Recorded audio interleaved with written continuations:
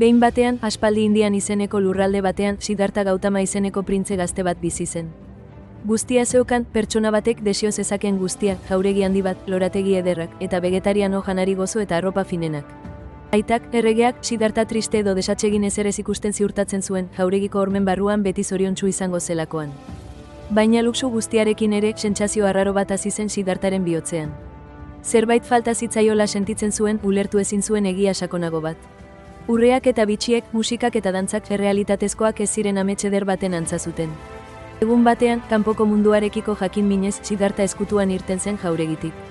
Agure bat ikusi zuen, gero pertsona gaixo bat, eta azkenik, hildako gorpu bat eramaten. Ikuskizun horiek ulertarazi zioten denek zahartzaroari, gaixotasunari eta heriotzari aurre egin behar dietela. Gizon sakratu bat ere ikusi zuen, asceta deitua, gutxirekin bizi zena, bakea bilatuz. Honek Siddharthari ulertarazi zion bere bizitza erosoa munduaren zati txiki bat besterik ez zela. Sufrimendua ezkutatuta zegoen bizitza batekin ezin zela konformatu erabaki zuen. Siddharthak aukera zaila egin zuen, bere errege bizitza, bere familia eta errege gisa zuen etorkizuna atzean utzi zituen. Hark guztiontzako sufrimendua amaitzeko modu bat aurkitu nahi zuen, zoriontasun egiazko eta iraunkor bat, unei eskor bat ez zena. Asceta ibiltari bihurtu zen erantzunen bila. Urte askotan, Siddharthak bizitza oso zorrotza eraman zuen, ia ezer jangabe eta ordu luzez meditatuz. Gorputza sufritzen uzten bazuen, adimena argi geratuko zela eta egia aurkituko zuela uste zuen. Oso argal eta ahul geratu zen, ia bizitza galduz. Baina bide muturreko honek ere ez zion bilatzen zuen bakea ekarri. Konturatu zen luxu handia eta zailtasun handiak ez zirela erantzuna. Oraindik ere merezi zuena bilatzen ari zen, ulermen osoa, ez borroka beste modu bat soilik. Egun batean, Sujata izeneko herrineska gazte jator batek ahul ikusi eta arroz oporrezko katilu bat eskaini zion. Otordu sinple eta elikagarri honek indarrak itzuli zizkion.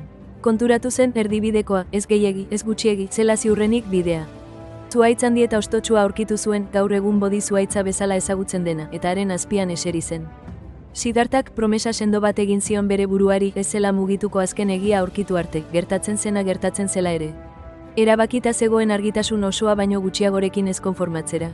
Sakoneko meditazioan zegoen bitartean, ikuspen beldurgarri eta pentsamendu tentagarri askok distraitzen saiatu ziren. Hauek gure helburuetatik urruntzen saiatzen diren barne zalantza eta beldurren antzekoak ziren. Baina Siddhartha geldirik, lasai eta bere barne bakeari kontzentratuta geratu zen. Kontzentrazio etengabe horren bidez, ilusio guztiak ikusi zituen eta bizitzaren eta sufrimenduaren benetako izaera ulertu zuen. Bere erronka handienei aurre egin zien eta garaia atera zen. Une horretan, argitasuna lortu zuen, Buda bihurtuz, esnatua, esan nahi duena. Merezi zuena aurkitu zuen, bake eta jakinduria sakon bat, erabat eraldatu zuena. Budak gero bere bizitza osoa besteei askatasun eta pozerako bidea nola aurkitu irakasten eman zuen. Bere bidaiak ikasgai indartsu bat irakasten digu. Ez zaitez inoiz kanpotik itxura ona duenarekin konformatu, zure bihotza barruan hutsik sentitzen bada. Ez zaitez inoiz zure benetako potentziala baino gutxiagorekin konformatu edo zure galdera sakonenak benetan asetzen ez dituzten erantzunekin. Bilatu beti benetan betetzen zaituen bizitza bat.